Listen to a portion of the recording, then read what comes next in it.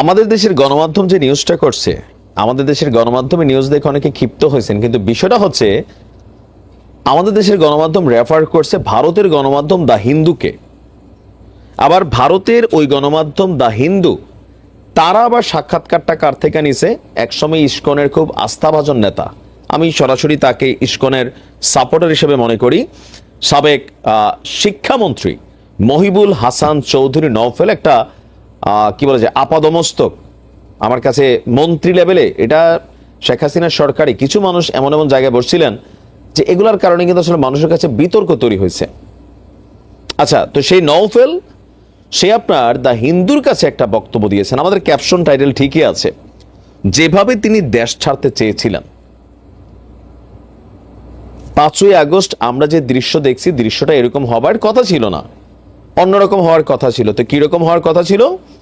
আপনার ভারতের শীর্ষ সংবাদ মাধ্যম দ্য হিন্দুতে 18ই জানুয়ারি একটি প্রতিবেদন প্রকাশিত হয়েছে। তো প্রতিবেদনটাতে কি আছে যে শেখ হাসিনা আগস্টের প্রথম সপ্তাহে, মানে 5 আগস্ট পতন হইল, প্রথম সপ্তাহে যখন পরিস্থিতি খারাপের দিকে গেল, ছাত্ররা দফা টফা চেঞ্জ করা শুরু করলো, তখন আপনার জাতীয় সংসদের স্পিকার শিরিন শারমিন চৌধুরীর কাছে তিনি তার প্রধানমন্ত্রীর ক্ষমতাকে হস্তান্তরের পরিকল্পনা করেছিলেন।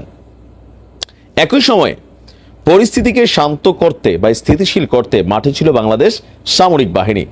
তারা লকডাউন নিশ্চিত করার চেষ্টা করছিল, যাতে ক্ষমতা হস্তান্তরের এই কার্যক্রমটা আপনার মানে সুন্দরভাবে সম্পন্ন করা যায়। নওফেলের বক্তব্য আপনার হিন্দুতে যেভাবে আসছে, তার বক্তব্য হচ্ছে যে আমরা তখন গণভবনে উপস্থিত ছিলাম এবং কিভাবে এই বিক্ষোভকে সমাধান করা যায় তার পরিকল্পনা করছিলাম। তবে কিছু সদস্য মনে করছিল যে প্রধানমন্ত্রীর আকস্মিক পদত্যাগের ফলে আইন শৃঙ্খলা পরিস্থিতি ভেঙে পড়বে, তাই লকডাউন পরিকল্পনা হয়েছিল। মানে শেখ হাসিনা পদত্যাগের কথা ভাবছিলেন, আবার ভাবছিল যে তিনি পদত্যাগ করলে কি হবে, সারা দেশে আইন শৃঙ্খলা ভেঙে পড়বে। যেটা ঘটছে এটাই বাস্তব। তো সেই কারণে লকডাউন করা হচ্ছিল যেন পরিস্থিতিটাকে কন্ট্রোল করা যায়। তার বক্তব্য 2024 সালের জুলাইয়ে শেখ হাসিনার চীন সফরে যাওয়ার পর ঢাকার পরিস্থিতি নাটকীয়ভাবে পাল্টে যায়। কারণ ভারত এইটাকে পজিটিভ নেয় নাই, কিন্তু গোলাম মোল্লা রনি এই কথাটা ভালোভাবে ব্যাখ্যা করতে পারেন, বিষয়টা বোঝার চেষ্টা করবেন। এটা কিন্তু বাস্তব। নির্বাচনের পরপর শেখ হাসিনা চীন সফর থেকে আসার পর ওনার মন মেজাজ খারাপ ছিল, আর সেখান থেকে এই সাক্ষাৎকার কোটা কারা পাবে এইটা থেকে শুরু হয়ে গেল, বাকিটা নাটকীয়ভাবে তিনি এই কথাটা বলছেন যে, এবং ছাত্রদের নেতৃত্বে গড়ে উঠে ব্যাপক গণবিক্ষোভ। এক দফা দাবি শেখ হাসিনার পদত্যাগে স্লোগান তুলে যখন আন্দোলন তীব্রতর হয়, তখন হাসিনা আপনার তাকে বৈষম্য বিরোধী ছাত্র আন্দোলনের নেতাদের সঙ্গে আলোচনা করতে বসছিলেন। তো এরকম গর্ধব দিয়ে আলোচনা করাইতে গেলে নওফেলের কি ওজন আছে? যে পলিটিশিয়ান, আমার কাছে ওজন লেস মনে হয়। আওয়ামী লীগের অনেক হেভি ক্যারেক্টার ছিল। তো বলছে যে পরে ছাত্র বিক্ষোভ আরো তীব্র হলে তিনি আন্ডারগ্রাউন্ডে চলে যান এবং আত্মগোপনে চলে যান।